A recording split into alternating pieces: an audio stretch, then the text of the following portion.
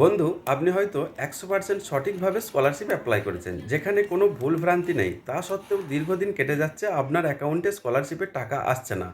সেক্ষেত্রে আপনি বারবার ব্যাংকে যাচ্ছেন, নথিপত্র জমা দিচ্ছেন, তা সত্ত্বেও কোনো কাজ হচ্ছে না। এক্ষেত্রে আপনাকে ধরে নিতে হবে আপনার এনপিসিআইয়ে আধার সিডিং নাই। সুতরাং আপনার ব্যাংকের সঙ্গে আধার লিঙ্ক নাই। তো সেক্ষেত্রে আপনি নিজের মোবাইল দিয়ে আধার সিডিং করে নিতে পারবেন। কিভাবে করবেন, আসুন সম্পূর্ণ ভিডিওটা দেখে শিখে নিন। এর জন্য প্রথমেই আপনাকে ওপেন করে নিতে হবে আপনার ফোনের গুগল ব্রাউজারটি ওপেন করার পর আপনাকে সার্চ করতে হবে এনপিসিআই। এনপিসিআই সার্চ করার সঙ্গে সঙ্গে আপনার সামনে npci.org-র ওয়েবসাইটটি আসবে। সেখানে টাচ করতে হবে। এরপর ওপরে থ্রি ডটে টাচ করতে হবে।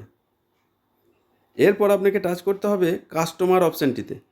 তাহলে আপনি একটি লিস্ট পাবেন, সেই লিস্টের ভিতর থেকে ভারত আধার সিডিং এনেবেলার BASE এই অপশানটিকে চুজ করে নিতে হবে।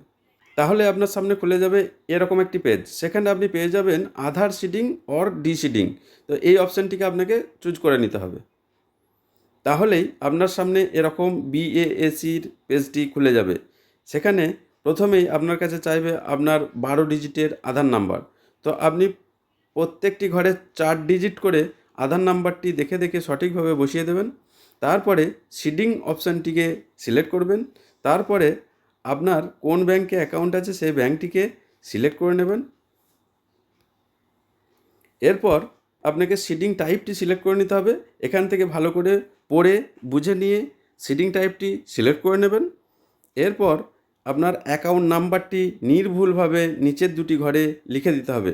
এরপর ডিক্লিয়ারেশনে টিক চিহ্ন দিয়ে নিচে ক্যাপচা কোডটি সঠিকভাবে বসিয়ে সাবমিট বটনে ক্লিক করলেই আপনার 100% অ্যাকাউন্টের সঙ্গে আধার সিডিং হয়ে যাবে।